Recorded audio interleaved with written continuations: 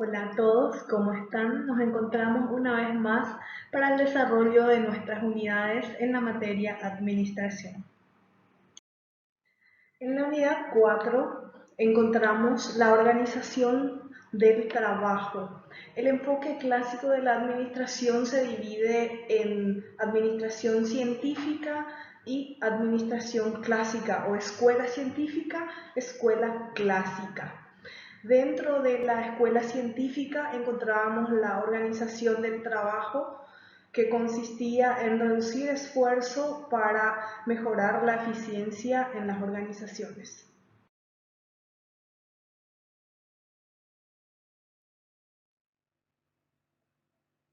Frederick Taylor comprobó que los operarios aprendían a realizar las tareas cuando observaban a sus compañeros de trabajo, porque el trabajador copia o aprende a través de la observación. Notó también que eso conducía a aplicar diferentes métodos para realizar la tarea y también así a utilizar diferentes instrumentos y herramientas dentro del labor o dentro del trabajo.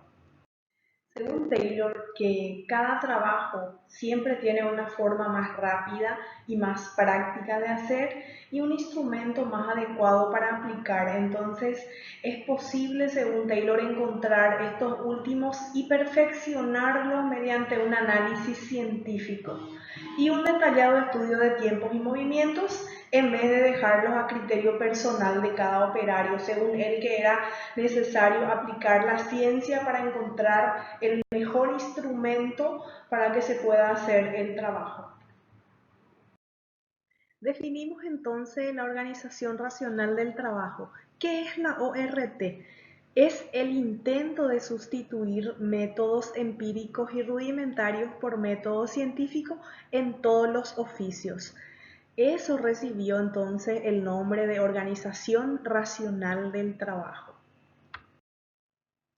La organización racional del trabajo se fundamenta en los siguientes aspectos. Se fundamenta en 9 aspectos fundamentales: el análisis del trabajo y estudio de tiempos y movimientos, el estudio de la fatiga humana, la división del trabajo y especialización del obrero, así también como diseño de cargos y tareas, el incentivo salarial y premios por producción, el concepto de homo económicos también analizaremos, las condiciones ambientales de trabajo, la estandarización de métodos y máquinas y la supervisión funcional. Analizaremos a continuación de forma detallada. El análisis del trabajo y estudios de tiempos y movimientos. Según Taylor, el trabajo se podría efectuar mejor y más económicamente si es que se realizaba un análisis del estudio de tiempos y movimientos mediante la división de trabajos. Según él, que se tenía que analizar cuánto tiempo le llevaba a un trabajador producir una tarea o realizar una actividad para que se pueda eliminar el desperdicio de tiempo, dividiendo el trabajo en pequeñas tareas. Y mediante el análisis del trabajo surgió el estudio de tiempos y movimientos o la determinación del tiempo medio. ¿Qué significa esto? Que una vez analizado el trabajo o el movimiento que realizaban los operarios para producir cierta cantidad, se pudo determinar el tiempo estándar de producción o tiempo medio. ¿Cuánto es el tiempo medio que le va a llevar a producir 10 unidades a un trabajador, siempre teniendo en cuenta tiempos adicionales como salida para almuerzo, desayuno, todo eso? Entonces se analiza el tiempo medio de producción. Esto a su vez permitió la racionalización del método de trabajo del operario y la fijación de tiempo estándar de ejecución en las tareas.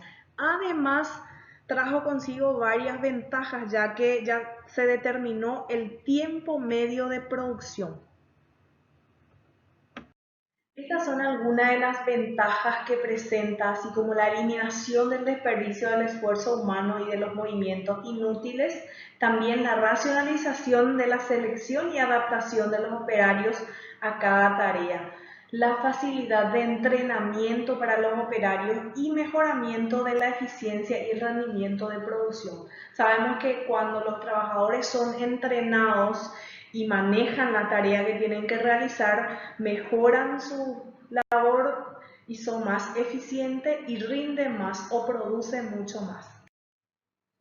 Estos también son algunas de las ventajas. Distribución uniforme del trabajo para que no haya periodos en que este falte o sea excesivo, ya que ya se cuenta con un tiempo medio de producción, ya se maneja cuánto van a producir o cuánto es la capacidad de producción de cada obrero y eso facilita para que no sobre y no haya exceso de tiempo. Definición de métodos y establecimiento de normas para la ejecución de la tarea. Se establece una forma o una metodología a utilizar y reglamentos a seguir. Tener una base uniforme para fijar salarios equitativos y conceder premios por producción. Se aplica la cantidad de producción o pago por cantidad producida o por pieza. Quien produce más gana más, quien produce menos gana en proporción a su producción. El estudio de la fatiga humana. Este también es un aspecto muy importante para la producción del obrero o del trabajador. Una persona que está cansado, un obrero o trabajador que está cansado, no produce, no llega a su rendimiento máximo. Ustedes cuando no duermen bien al día siguiente, no tienen ánimos para hacer su trabajo y es así mismo dentro de la empresa y dentro de las organizaciones. Estar bien ayuda a que seamos más productivos y que podamos llegar a nuestro rendimiento máximo. También contribuye al aumento de la rotación del personal.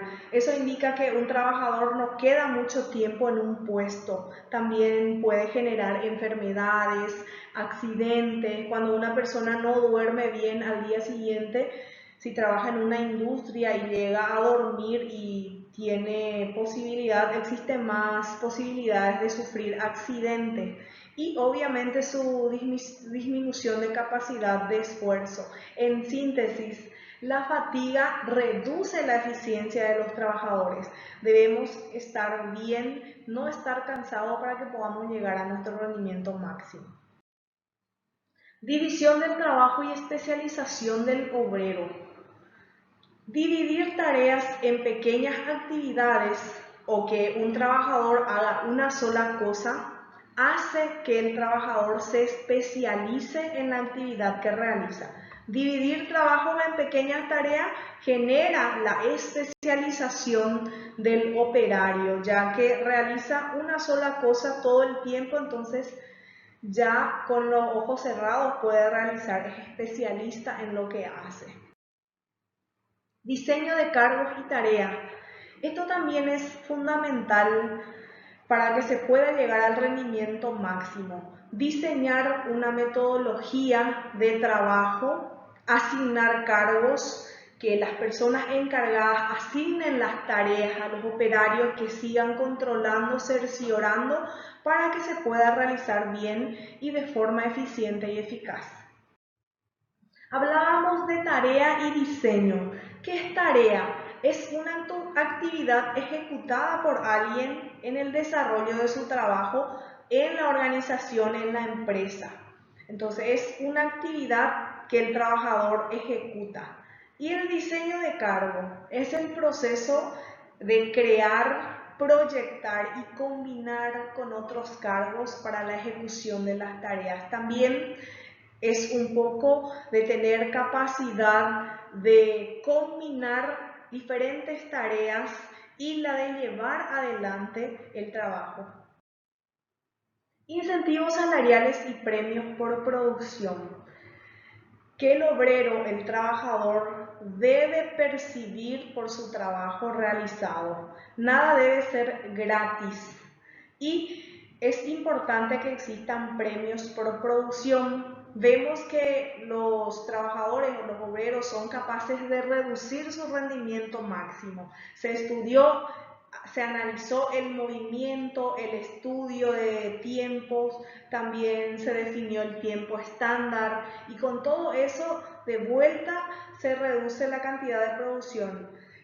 En ese momento se crea el incentivo salarial y premios por producción, que es el pago por cantidad producida o por pieza. Quien produce más gana más, quien produce menos gana en proporción a la cantidad de producción. Para lograr la colaboración de los operarios, Frederick Taylor y sus seguidores desarrollan los planes de incentivo salarial y premios por producción. Cuando un trabajador alcanza su meta, tienen premios, entonces tratan de llegar a su rendimiento máximo o a su meta para poder lograr ganar ese premio o ese incentivo encima del salario que se haya fijado.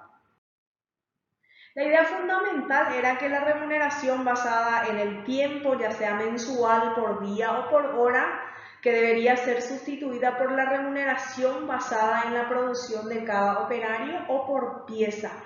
Entonces, repito, la idea fundamental de todo esto era pagar salarios más altos, reemplazar el salario que se percibe, ya sea mensual, por día o por hora, por la cantidad de producción por pieza de cada operario.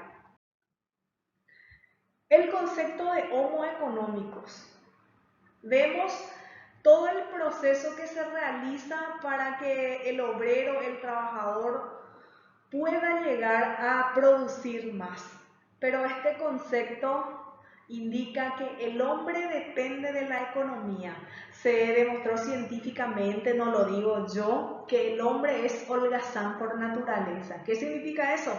Que el ser humano no quiere trabajar, solo trabaja si existe un motivo, un incentivo o una necesidad para hacer. En la administración científica se implantó el concepto de homo económicos. Esto dice hombre económico, según el cual se cree que toda persona está motivada únicamente por las recompensas salariales, económicas y materiales. Nada más eso le motiva, le empuja al ser humano a trabajar. Entonces, ¿cómo definimos el homo economicus? Que toda persona está motivada únicamente por las recompensas salariales, económicas y materiales. En otras palabras, no es que al ser humano le encanta trabajar, sino más bien busca el trabajo no porque le gusta, sino como medio de ganarse la vida o para sobrevivir. El hombre está motivado a trabajar exclusivamente porque tiene miedo a pasar hambre, por necesidad de dinero para vivir o porque quiere comprar para su celular, para su auto, para su moto, para su bicicleta. Entonces, eso prácticamente le empuja, le obliga a trabajar, no porque es su hobby o le encanta trabajar. Se demostró científicamente que el hombre es holgazán por naturaleza. Después de seleccionar científicamente al trabajador, de enseñarle cómo hacer su tarea y condicionar su remuneración a la eficiencia, este producirá al máximo dentro de su capacidad física. Imagínense todo lo que se tiene que hacer para que el ser humano pueda llegar a rendir. Las condiciones de trabajo, después de elegir científicamente, de pagarle bien, de adiestrarle, debe tener condiciones de trabajo apropiado para que llegue a su rendimiento máximo. Debe estar en un lugar adecuado para que rinda más en su trabajo, bien iluminado, limpio. Todo eso son requisitos para llegar al rendimiento máximo. Se comprobó que la eficiencia no solo depende del método de trabajo y del incentivo salarial, sino también de un conjunto de condiciones laborales, lo cual va a garantizar el bienestar físico del trabajador y disminuyan la fatiga. Algunas de las condiciones laborales a tener en cuenta es la adecuación de instrumentos y herramientas de trabajo, así también la distribución física de máquinas y equipo para racionalizar el flujo de producción, para reducir esfuerzo y para que produzcan más. También mejoramiento del ambiente físico, El diseño de instrumentos y equipos especiales para reducir movimientos innecesarios para que no pierdan tiempo los trabajadores. Eso había determinado Frank Hilbert, quien estudió la fatiga humana. La estandarización. Se debe estandarizar los trabajos también para que se llegue al rendimiento máximo, para que se pueda identificar. Ahí está el diseño del semáforo. Es estandarizado el tránsito vehicular, por ejemplo. Nos manejamos por colores. El color verde sabemos que indica que tenemos paso libre. Cuando nosotros utilizamos acá en Paraguay, en Curuguatú o en Salto del Guairá, el amarillo, el verde y el rojo. El amarillo indica ya atención y el rojo significa que tenés que parar en el tráfico, ¿verdad? Esos son estandarizaciones que utilizan cada lugar, cada empresa, cada organización. La organización racional del trabajo no solo se preocupó por el análisis del trabajo, así como el estudio de tiempos y movimientos, la fatiga del operario y la división del trabajo. Además de todo esto, también se preocupó por la especialización del operario y los planes de incentivos salariales. Además, empezó a preocuparse por estandarizar los métodos y procesos de trabajo, la estandarización también de máquinas y equipos al trabajador, así como herramientas e instrumentos de trabajo como materias primas y otros componentes. ¿Con qué objetivo? Para reducir la variabilidad y la diversidad en el proceso productivo y de esa forma lograr eliminar el desperdicio y aumentar la eficiencia en el trabajo. ¿Qué es la supervisión funcional? Pasamos paso a paso de lo que es la organización racional del trabajo y encontramos la supervisión funcional. Esto indica que una persona que vaya a controlar o verificar el trabajo debe ser alguien que maneje, debe ser especialista en el área o en el rol o la función que cumple el operario. Porque si un jefe, un supervisor no maneja lo que realiza una persona que queda en caja, entonces no va a poder controlar de forma eficiente. El supervisor debe ser especialista en el área o en la función que cumple la persona a quien va a controlar. Taylor no estaba de acuerdo con la centralización de autoridad y defendía la llamada supervisión funcional, porque eso, según Taylor, no es conveniente que exista un solo jefe, que debe haber un encargado por cada sector, por cada sección. Por eso él defendía la supervisión funcional, que es justamente la existencia de diversos supervisores, pero especializados en determinadas áreas. El supervisor en venta debe ser especialista en venta. El supervisor de compra debe ser especialista en compra, con autoridad funcional sobre los subordinados. La administración funcional consiste en dividir el trabajo de manera que cada trabajador o cada hombre, desde el asistente hasta el superintendente, tenga que ejecutar la menor variedad posible de funciones. Muchas gracias por su atención. Cualquier duda, consulta, estaré atenta en el grupo y en la plataforma. Hasta la próxima.